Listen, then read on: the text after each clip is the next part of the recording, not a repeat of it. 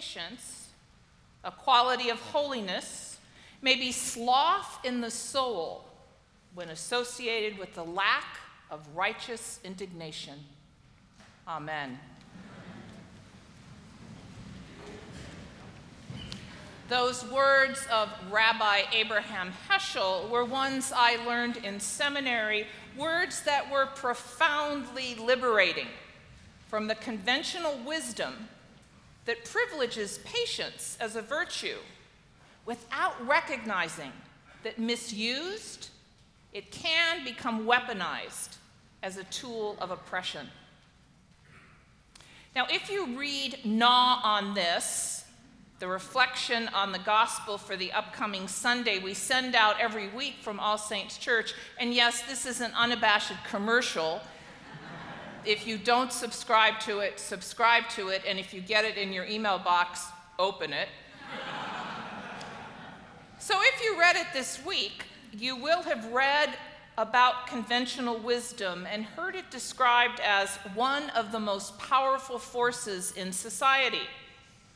Conventional wisdom is the wisdom of the crowd, the belief system that undergirds how societies operate. Conventional wisdom is not automatically good or ethical, but it is the values that a society holds most dear. And so, you go up against it at your own peril. Conventional wisdom held that Jesus did not have to die, that he would have been far more effective as a Messiah if he were a triumphant military leader taking on the Roman occupiers.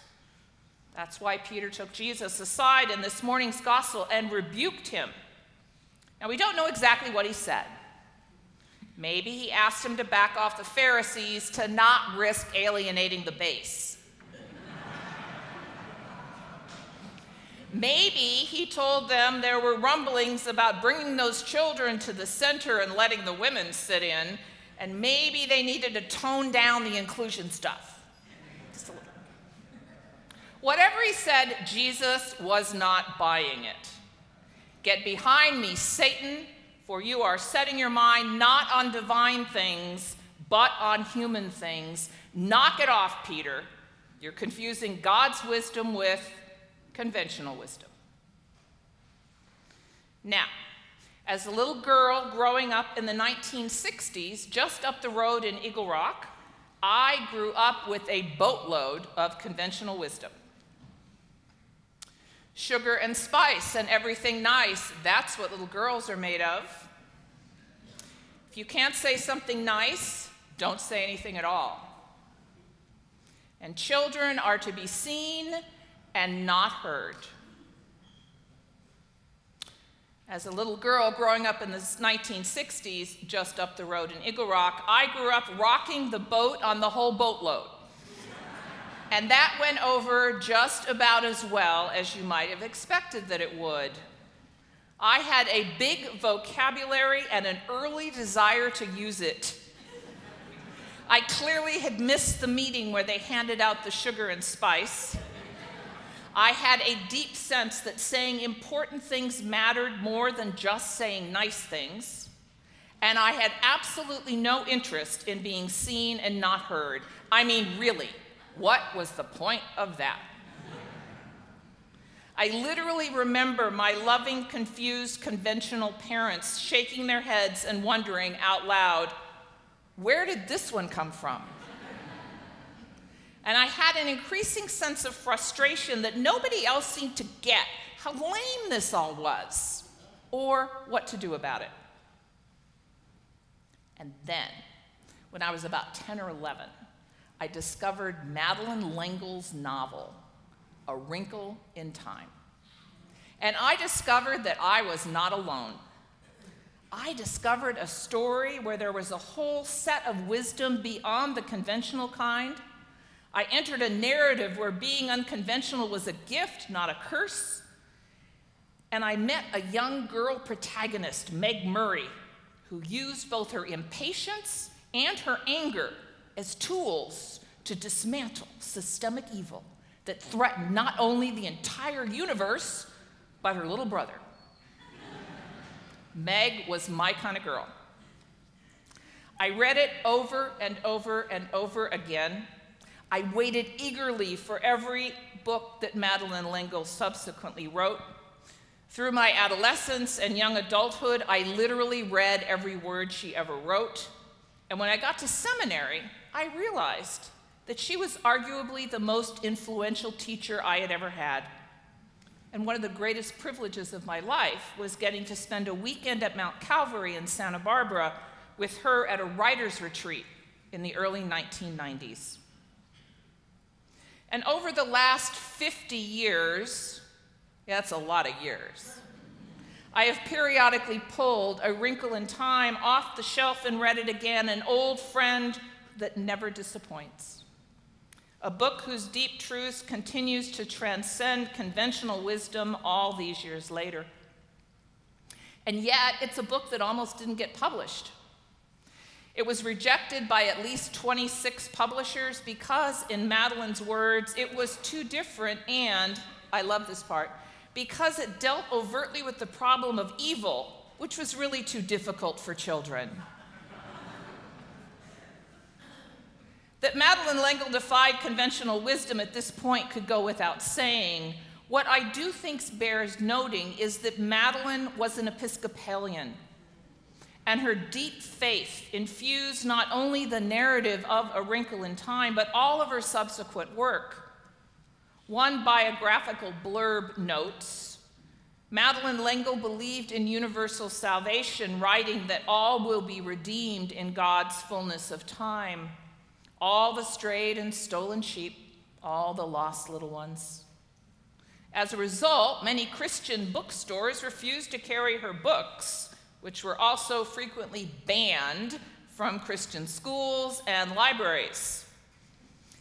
At the door on the way out at 9 o'clock, I heard a story from someone who had exactly that experience of trying to get that book read decades ago and not being allowed to do it. Anyway. At the same time, wait for it, some of her most secular critics attacked her work for being too religious.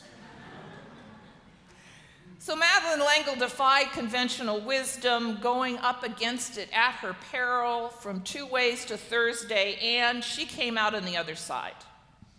And as a result, books were written and lives were changed by the invitation and her example to go and do likewise. Not only for little girls growing up in Eagle Rock in the 1960s, but through the decades since. Here's just a tiny example of how she merged her faith in her writing in the service of defying conventional wisdom from her book, Walking on Water. Each time an unexpected discovery is made in the world of knowledge, it shakes the religious establishment of the day. Now, we are often told that it's unfaithful to question traditional religious beliefs, but I believe that we must question them continually. Not question God, but question what human beings say about God. Otherwise, like those of the church establishment of Galileo's day, we truly will become God's frozen people. Galileo's discoveries did nothing whatsoever to change the nature of God.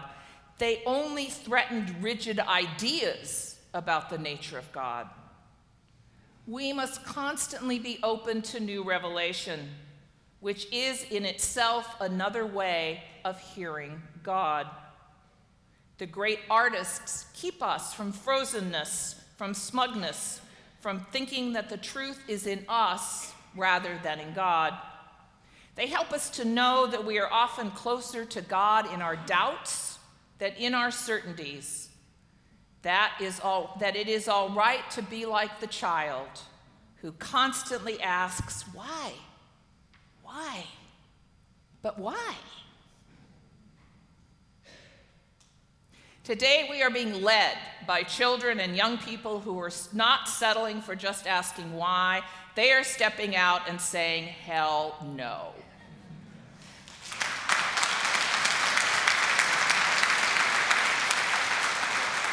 We have seen their powerful witness in the young Black Lives Matter activists in the ongoing struggle to dismantle white supremacy and challenge systemic racism. We have heard the courageous and heartbreaking stories of the young dreamers who are leading the movement for just immigration reform. And in these last 10 days, they have been joined by an extraordinary outpouring of passion, energy, and activism, spearheaded by the students from Marjorie Stoneman Douglas High School in Parkland, Florida. In the wake of the tragic shootings that devastated their community, they have mobilized, galvanized, and organized to defy conventional wisdom that the gun violence in our nation is an intractable, unsolvable problem. They are refusing to become just the latest hashtag in the growing list of mass shootings. They are speaking out where there is nothing nice to say about the scourge of gun violence in this nation and the power of the NRA gun lobby. And they are most certainly refusing to be seen and not heard. And so we have heard from Emma Gonzalez. We are up here standing together because if all our government and president can do is send thoughts and prayers, it's time for victims to be the change we want to see. We heard from David Hogg. I wanted to make sure that even if our souls were left behind on that classroom floor, our voices would echo in the halls of Congress. And we've heard from Sarah Chadwick. Never again should a child be afraid to go to school. Never again should students have to protest for their lives. And we're going to continue to hear. We're going to continue to listen. And we are going to continue to follow these young leaders who, like my childhood heroine, Meg Murray, have embraced both their anger and their impatience as tools to dismantle systemic evil. It is time for them to lead, and it is time for us to follow. One more quote from Madeleine L'Engle. It is often possible to make demands of a child that couldn't be made of an adult. A child will often understand concepts that would baffle an adult. This is because she can understand with a leap of the imagination that which is denied the grown-up who has acquired the little knowledge that is a dangerous thing. The grown-up who has acquired the little knowledge that is a dangerous thing. I don't want to be that grown-up. I don't want you to be those grown-ups. And I know for a fact certain that Jesus doesn't want us to be those grown-ups any more than he wanted Peter to be that grown-up. He does not want us to settle for conventional wisdom over God's wisdom. For the little knowledge that is a dangerous thing does not want us to wait until we have something nice to say before we say anything at all. Instead, as we continue to follow Jesus into these 40 days of Lent and beyond, may we be given the grace to remember that patience, a quality of holiness, can be sloth of the soul when associated with the lack of righteous indignation. And then, let us put our righteous indignation into action as we stand with and follow the leaders of the Black Lives Movement, the young dreamers, and the Florida students who claim this mantra of their school's namesake, Marjorie Stoneman Douglas, as their own. Listen to her words. Be a nuisance where it counts. Do your part to inform and stimulate the public to join your action. Be depressed, discouraged, and disappointed at failure and the disheartening effects of ignorance, greed, corruption, and bad politics, and then never give up. Amen.